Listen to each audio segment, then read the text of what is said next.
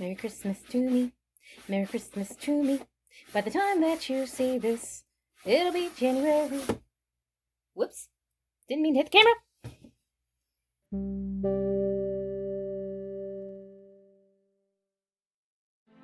Hello again, my fishies. Welcome back to the Fire Tuna Club channel. It's Kat speaking. This video is not a repaint video. Sorry, I figured I'd open with that. However, it is time to introduce you to my first mini-me. Yes, I said that correctly. I had decided a long time ago that I wanted a mini-me, and I couldn't settle on just one. I also decided that if I was just gonna make a regular mini-me, nothing special, nothing fancy, no crazy ideas integrated, then there really wouldn't be a point in repainting her. I've already said it before and I'll say it again, I actually don't like painting the face part of making a custom doll. It's necessary to execute the vision. I like tricking the dolls out more, customizing them, adding things to them, giving them crazy outfits. So, Barbie mini-me with no custom face up is totally fine. It's the only mini-me that's not gonna have a custom face up, but she's gonna have the best wardrobe and the most stuff, so let's go ahead and meet her.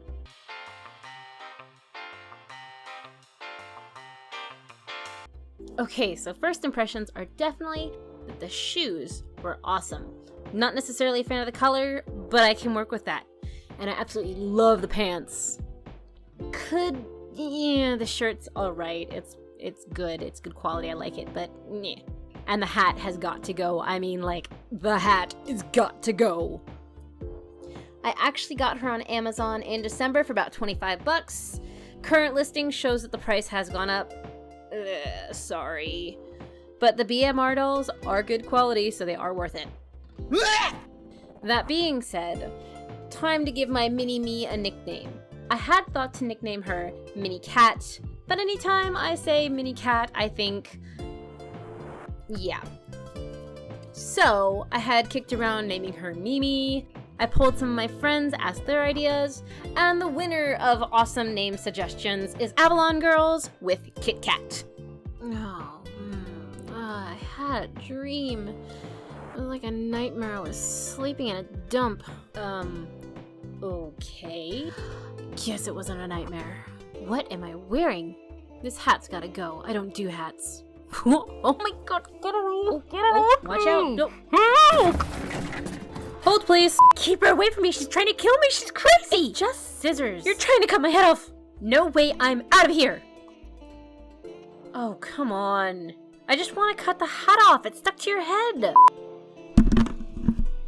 Okay, so I might have been wrong. She's not crazy. Keep that up, and I'm not going to give you any of the clothes I saved for you. Clothes? Be right there.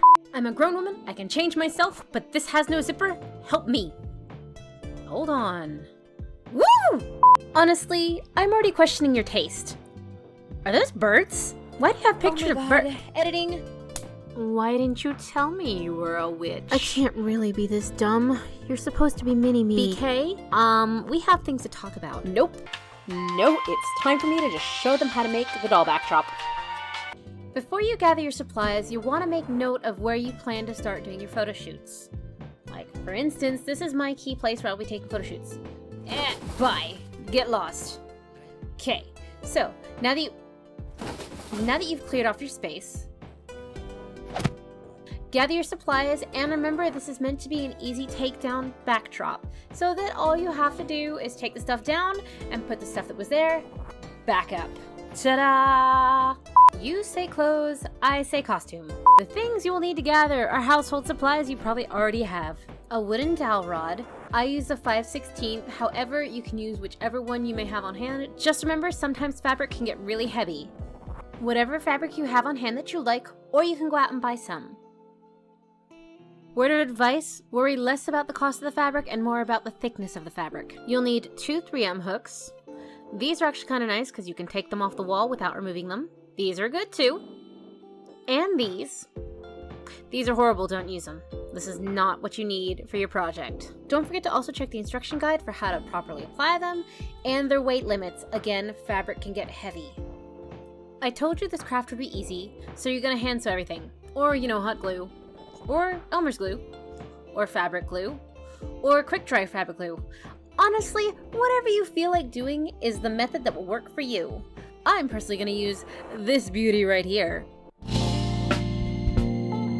Mattel really knows how to dress me. What about you?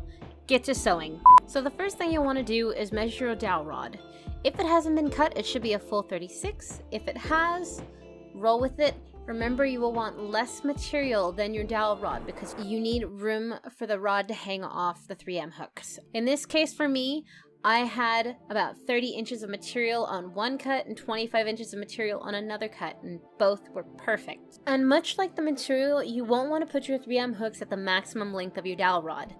You may even want to use a pencil and mark where you're going to be putting them so that you make sure that you put them on the wall in a straight fashion. When you're getting your fabric, you shouldn't need more than a yard, and remember that there's two sides you don't have to do anything to. Those are the salvage sides. They're the fuzzy bits right here. One is a really short fuzzy, one is a really long fuzzy. The sides we're treating are the cut sides. I will be zigzagging with my sewing machine, or with a little bit of glue, you can just run it down the side and fold it over. This is just to keep your backdrop from falling apart on you. It'll make it last longer, and the more you can use it, the farther that money you spent on it goes. Do this once more on the other side. Some creepy guy with a long neck said this used to be his outfit. Do you know anything about that? Here's the point where you want to make a pocket for your dowel rod.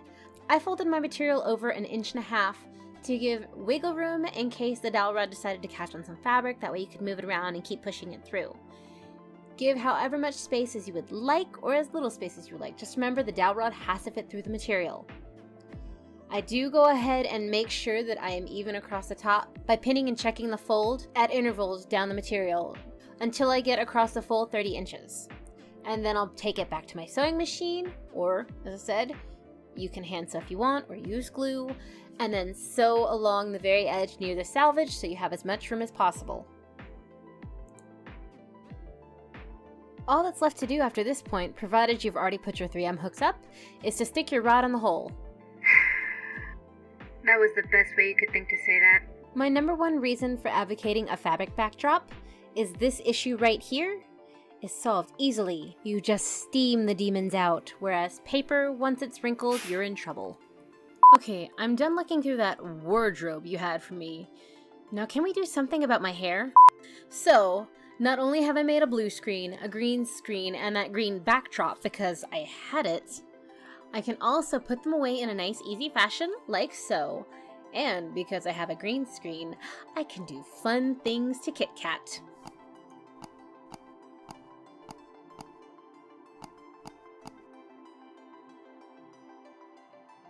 You know, once I get back in orbit, you're toast. No, I promise I'm not marinating you. That's Kit Kat's job. You'll be seeing more of her in the new year. Congratulations, you survived 2020. Don't forget to like, comment, share, and subscribe. And I hope to see you all in the next video when I finish another project.